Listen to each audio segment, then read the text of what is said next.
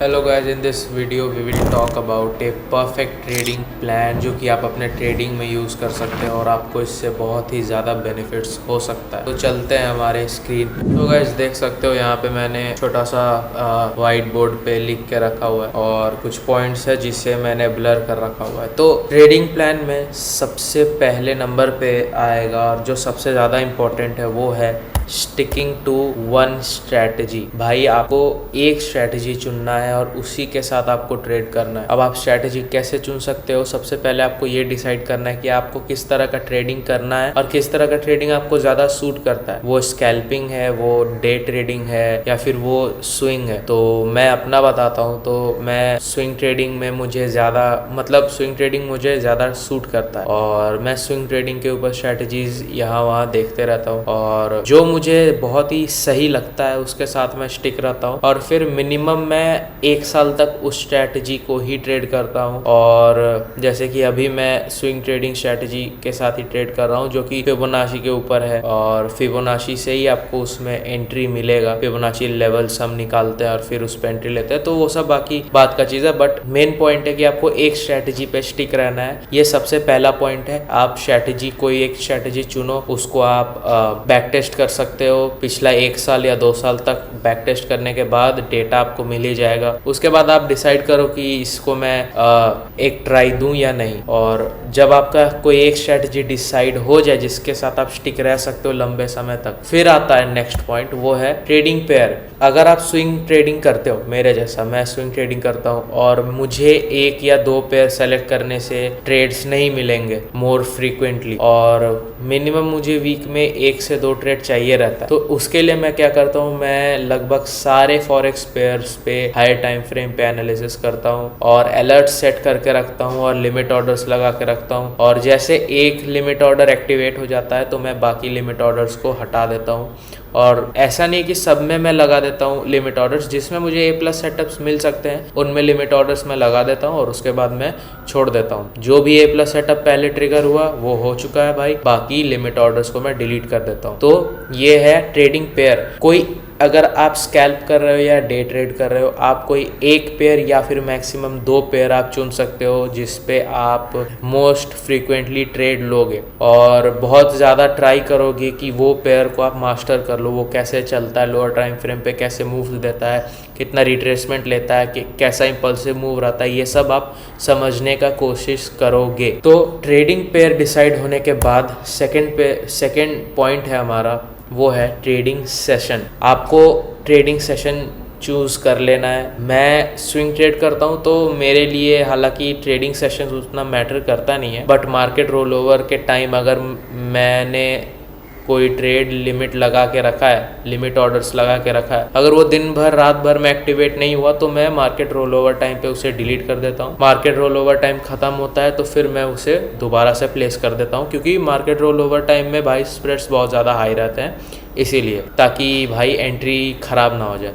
और अगर आप डे ट्रेडिंग कर रहे हो या फिर अगर आप डे ट्रेडिंग कर रहे हो या स्कैल्प कर रहे हो तो आपके लिए यही बेस्ट होगा कि आप कोई एक सेशन ट्रेड करो। लंदन सेशन में मूव्स अच्छे आते हैं, न्यूयॉर्क सेशन में मूव्स अच्छे आते हैं, तो आप इन दोनों में से कोई एक सेशन चुनो जो आपको सूट करता है, जो आपके शेड्यूल को सूट करता है, और आप वो ट्रेडिंग सेशन में ही सिर्फ ट्रेड लो और बाकी सेशंस पे आप ट्रेड नहीं लोगे। अब थर्ड चीज़ जो है वो है हमारा A+ सेटअप्स ही लेना है। तो A+ सेटअप्स क्या होता है? तो भाई देखो, आप जो भी स्ट्रैटेजी ट्रेड कर रहे हो उसमें कुछ पॉइंट्स होंगे जिन पे कुछ चेकलिस्ट वाला, मतलब कुछ चेकबॉक्स रहेगा जिसको आपको टिक करना इंपॉर्टेंट है कोई भी एक ट्रेड लेने से पहले। तो जैसे कि मेरा में भाई 4 चेकबॉक्स है, 4 कॉन्फ्लुएंसेस है जिसे मैं देखूंगा, और अगर सारे टिक हैं तो वो A+ सेटअप है।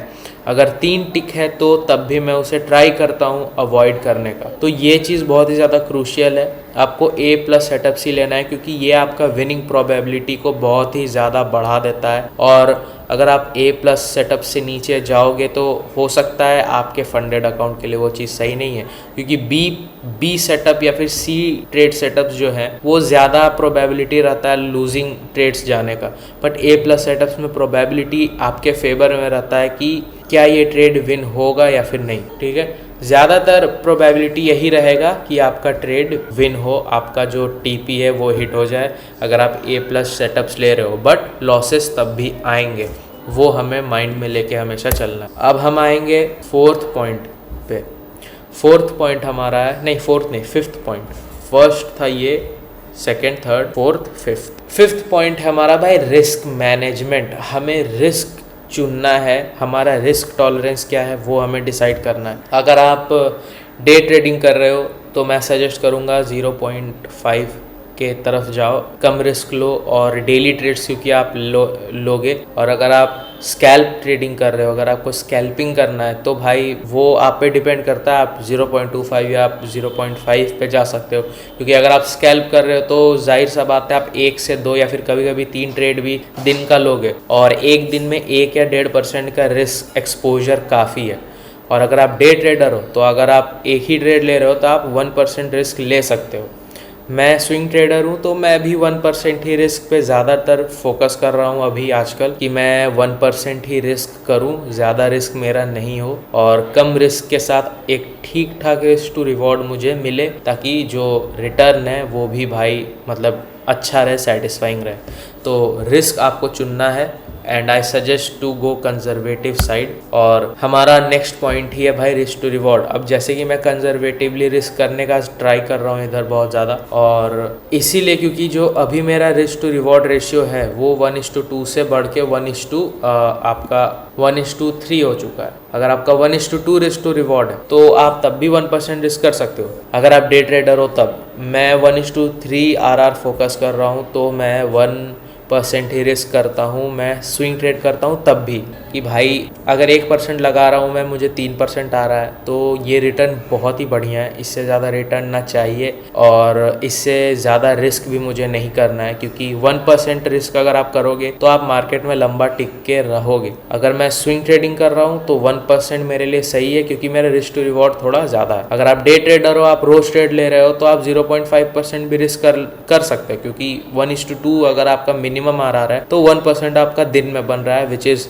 More than enough. अब हम आते हैं नेक्स्ट पॉइंट पे भाई, जो कि number of trades. Number of trades से मेरा मतलब है कि आप दिन में कितना ट्रेड्स लोगे। आप स्कैल्पिंग कर रहे हो तो 2 से 3 ट्रेड्स लोगे। अगर आप डे ट्रेडिंग कर रहे हो तो आप 1 ट्रेड लोगे। अगर आप स्विंग कर रहे हो तो वीक में 1 से 2 ट्रेड लोगे। जो भी है वो आपको डिसाइड करना है कि कितना ट्रेड दिन में मुझे लेना है।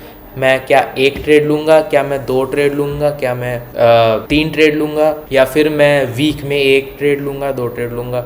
मैं वीक में 1 से 2 ट्रेड लेने का कोशिश करता हूँ। अगर मुझे पहला ही वीक में पहला ही ट्रेड अगर मुझे प्रॉफिट में क्लोज हो गया मेरा ट्रेड, वो जो मैंने फर्स्ट ट्रेड वीक में लिया है तो वो उस वीक के लिए 3% प्रॉफिट हो गया, तो फिर मैं ज़्यादा ट्रेड्स नहीं लेता हूँ, फिर मैं छोड़ देता हूँ। मैं मार्केट से थोड़ा दूर हो जाता हूँ उस समय। और आपको भी इसी तरह डिसाइड कर लेना है कि आपको कितना रिस्क पर ट्रेड चाहिए। और नेक्स्ट पॉइंट है हमारा अब, जो कि लास्ट पॉइंट है, वो है रूल्स। आपको अपना ट्रेडिंग में कुछ रूल्स लाना है। जैसे कि आप अगर एक ट्रेड हार रहे हो तो उसके बाद आप सेम पेयर पे सेम डायरेक्शन के लिए री एंटर नहीं करोगे। एक तरह से ये रूल हो सकता है। सेकेंड रूल है कि मैं एक बार में 2 जगह ट्रेड नहीं लूँगा, ये भी एक रूल हो सकता है।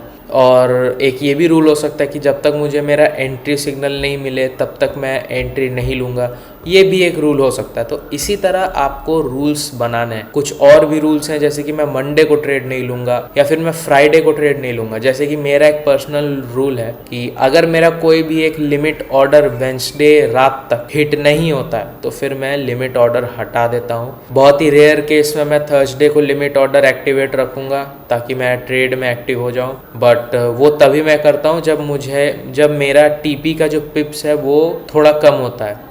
आजकल जैसे चल रहा है 200 पिप है, 300-400 पिप है, तो मैं वेट करता हूँ कि मेरा ट्रेड वेंसडे रात तक कम से कम एक्टिवेट हो जाए। अगर नहीं तो मैं सारे लिमिट ऑर्डर्स डिलीट कर देता हूँ। उसी तरह आपको भी कुछ रूल्स बना लेना है और उस रूल्स के हिसाब से आपको चलना है। आप पेपर पे लिख सकते हो, अपने सामने चिपका सकते हो जहाँ पे आप बैठ के ट्रेड करते हो, ताकि वो आपको बार बार दिखे और आपका सबकॉन्शियस माइंड में वो सेट हो जाए अच्छे तरीके से, ताकि जो भी आपका पर्सनलाइज्ड रूल है वो आप फॉलो करो। वो डिपेंड करता है सबके ऊपर, सबके लिए अलग अलग रूल्स हो सकता है, ठीक है। तो भाई यही था वीडियो जिसमें मैंने आप लोगों को एक परफेक्ट ट्रेडिंग प्लान बता दिया है, और आई होप कि आपको इससे कुछ सीखने को मिला होगा। मेरा पूरा कोशिश रहा है कि इस वीडियो से आपको थोड़ा क्लैरिटी मिले, थोड़ा गाइडेंस मिले, और अगर वीडियो में वैल्यू आपको लगा तो भाई इसीलिए ये वीडियो था भी। तो मैं मिलता हूँ आपसे नेक्स्ट वीडियो में।